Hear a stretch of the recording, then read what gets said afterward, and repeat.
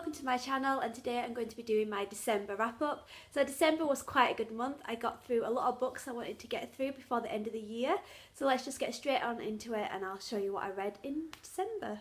In December I finally read Red Queen and Glass Sword by Victoria Aveyard. These two got for me for Christmas 2016, so I've had these on my TBR shelf for quite a while.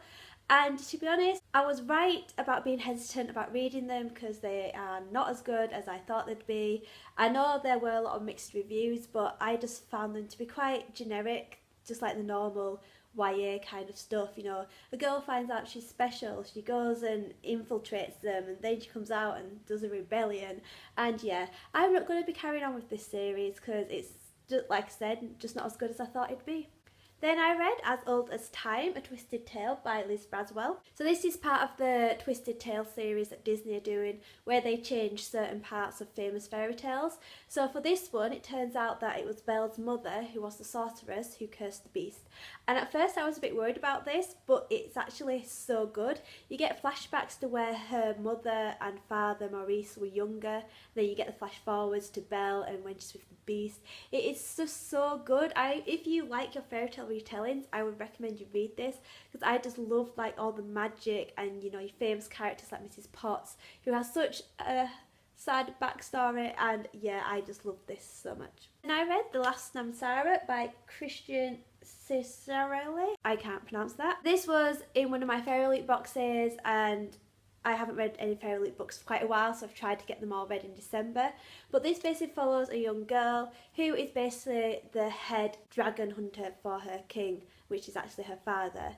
And it's in a world where these fairy tales have kind of been banned because fairy tales make the dragons more dangerous, make them breathe fire. But then you kind of realise that it's these fairy tales that help her catch the dragons, and it's very interesting. It goes into way more that's a bit too complicated to explain at the moment, and you can tell it is part of a series, but I think this is just great as a standalone, so I'm not going to be carrying on with the series. I'm just going to leave it like this. And also just look at the cover, it's really pretty as well. Then I read another Fairy Loot book, and that is Even the Darkest Stars by Heather Fawcett.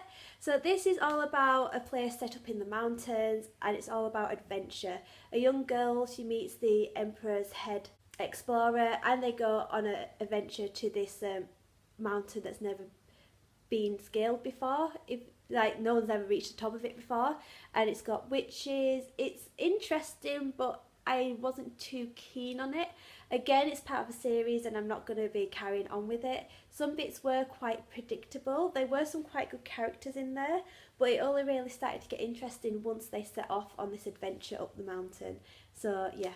Then I read a third book from a Fairy Loot box, and this one's, I think, probably from September or something, but that's Wicked Like a Wildfire by Lana Popovic.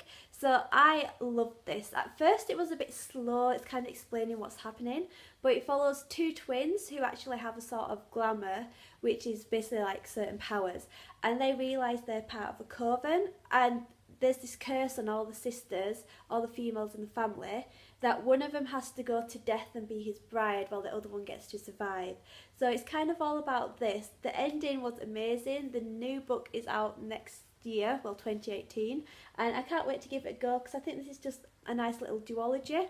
So yeah, if you like your magic, things based around females, you would love it. Then I read Frostblood by Ellie Blake. So I was a bit nervous about reading this because I was scared it'd be a bit like Red Queen, but in fact it just ended up being totally different.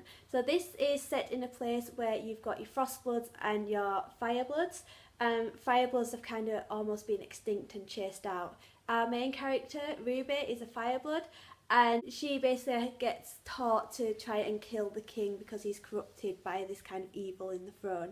It is very good. It's a lot better than I explained it because I'm very bad at explaining what books are about, but I was hooked. I read this in just a couple of days, and I really want to read the next book now because it was that good. And now I'm going to mention the book that I'm currently reading, because today it is the 29th of December and I want to hopefully get this finished by New Year's, and that is Queen of Shadows by Sarah J Maas. Yes, I have restarted the Throne of Glass series because I got to Hair of Fire and I thought I just need a break. It's not as good as I thought it would be, and obviously the size of this kind of put me off.